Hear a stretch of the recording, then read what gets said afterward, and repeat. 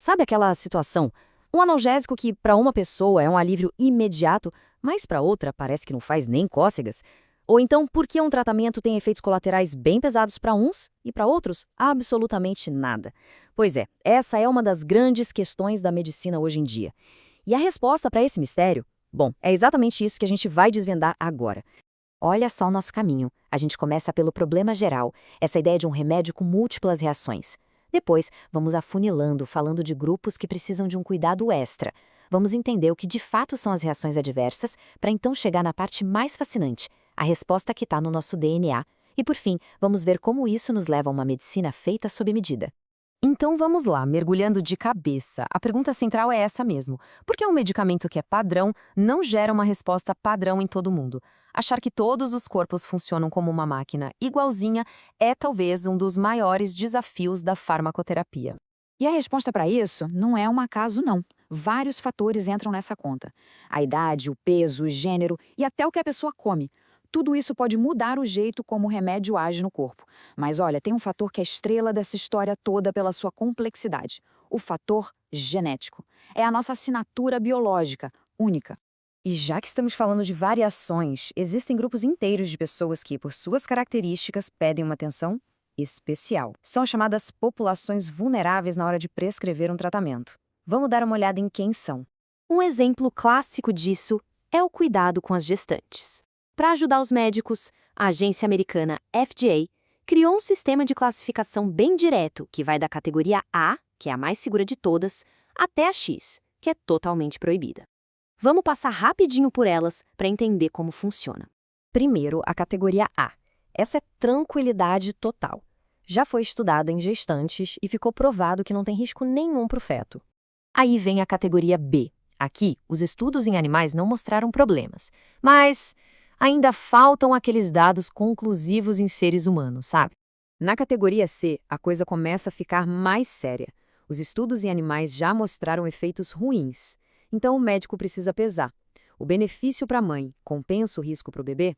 A categoria D já tem risco comprovado em humanos. É o tipo de medicamento que só é usado em situações extremas, quando não tem outra alternativa mais segura mesmo. E por último, a categoria X. Aqui não tem conversa. Os medicamentos são completamente contraindicados. O risco é tão grande que simplesmente não vale a pena. Mas o cuidado não para nas gestantes, não. Pensa nas lactantes, já que muitos remédios podem passar para o leite materno. Crianças e adolescentes, porque o metabolismo deles é todo diferente. Idosos e também pacientes que já têm várias outras doenças. Todos eles são grupos que precisam de um ajuste fino, seja na dose ou na escolha do medicamento. E todo esse cuidado extra tem um objetivo bem claro: evitar as tais reações adversas. Elas são um problemão de saúde pública no mundo todo, viu? Uma das principais causas de gente parando no hospital. Mas afinal, o que é que define uma reação adversa? A definição da Organização Mundial da Saúde é bem direta. É qualquer efeito ruim, indesejado e que não era a intenção, que acontece quando se usa um remédio na dose certinha. Um ponto importante: isso não inclui superdosagem, seja por acidente ou de propósito, ok? Só que nem toda reação é igual. As do tipo A são as mais comuns, aquelas que a gente até já espera e geralmente têm a ver com a dose. Já as do tipo B, essas são o contrário. São raras, imprevisíveis e, apesar de acontecerem menos, costumam ser bem mais perigosas. Essa diferença já mostra que o buraco é mais embaixo. Tá, mas se as reações do tipo B são tão imprevisíveis assim, como é que a gente se protege? A resposta, como a gente falou lá no comecinho, pode estar escondida no nosso código genético. E é aqui que a gente entra na revolução da farmacogenômica. Para entender essa revolução, vamos usar uma analogia bem simples. Imagina que cada corpo humano viesse com um manual de instruções, um manual único e super detalhado. Esse manual de instruções é o nosso DNA. Ele tem toda a informação que define como o nosso corpo funciona, nos mínimos detalhes. E a parte mais incrível é que esse manual também dita as regras de como o corpo vai lidar com cada medicamento que entra nele. Como vai absorver, como vai processar, tudo. A grande sacada, então, é aprender a ler esse manual. E a ciência que faz essa leitura é a farmacogenômica.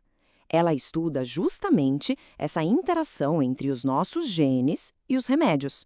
O objetivo é dar uma espiada no DNA para prever como alguém vai reagir a um fármaco, permitindo ajustar a dose ou até escolher outro remédio antes mesmo de começar o tratamento. É genial. Essa capacidade de prever a resposta a um tratamento muda tudo. A gente está saindo de uma abordagem genérica para entrar na era da medicina de precisão, aquela feita sob medida para cada pessoa. Vamos pegar um caso real para isso ficar bem concreto. No tratamento da leucemia infantil, um quimioterápico essencial é a 6-mercaptopurina. O problema é que algumas crianças têm uma variação num gene específico, o TPMT, que não deixa o corpo delas processar o remédio direito. O resultado? Uma toxicidade super grave com a dose padrão.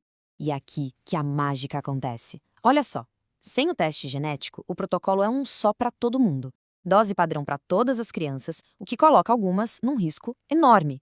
Agora, com o teste, o jogo vira. É possível saber quem são essas crianças e simplesmente ajustar a dose para um nível seguro e eficaz. A segurança do tratamento aumenta de um jeito impressionante. Então, o ponto central é este. Estamos vendo uma virada de chave fundamental. A gente está deixando para trás aquela ideia de um remédio para todo mundo e entrando na era da terapia personalizada, desenhada para a genética de cada um. Isso não só aumenta a segurança, mas promete virar de ponta cabeça a eficiência dos tratamentos.